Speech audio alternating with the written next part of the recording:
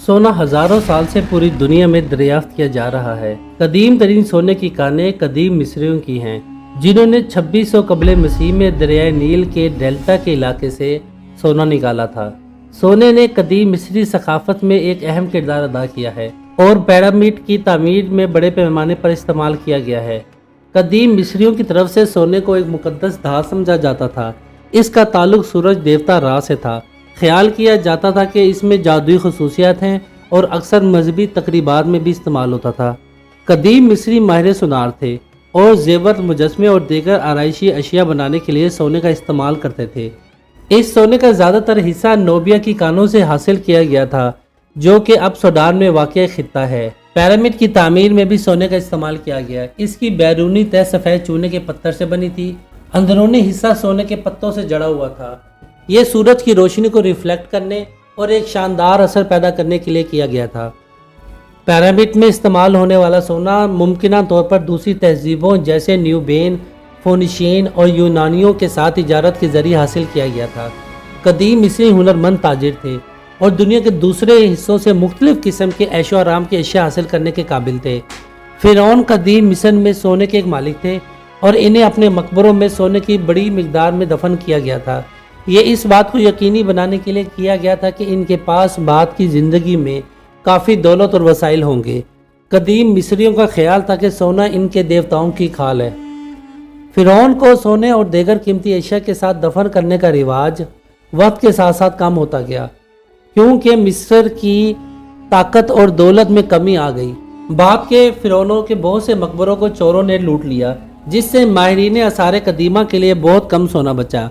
मिस्र की ताकत के जवाल के बावजूद सोना सदियों तक मुल्की मईशत का एक अहम हिस्सा रहा। इसे बतौर करेंसी इस्तेमाल किया जाता था और बहिरा रूम के पूरे खित्ते में दूसरी तहजीबों के साथ तिजारत होती थी। अहराम मिस्र में आसार कदीमा के माहिरीन के जरिए पाए जाने वाले सोने की सही मिकदार मालूम नहीं है, क्योंकि कदीम ज़माने में ज़्यादातर सोना लूट लिया गया। ताहम माहिरीन ने मिस्र भर में मुख्तलिफ मकबरों के कमरों में सोने के नमूने और ख़जाने की एक काबिल ज़िक्र मिकदार को दरियाफ्त किया।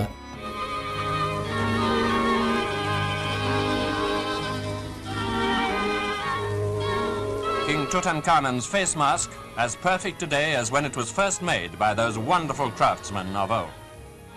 The eyelids are inlaid with lapis lazuli and the eyes almost come to life as you gaze at them.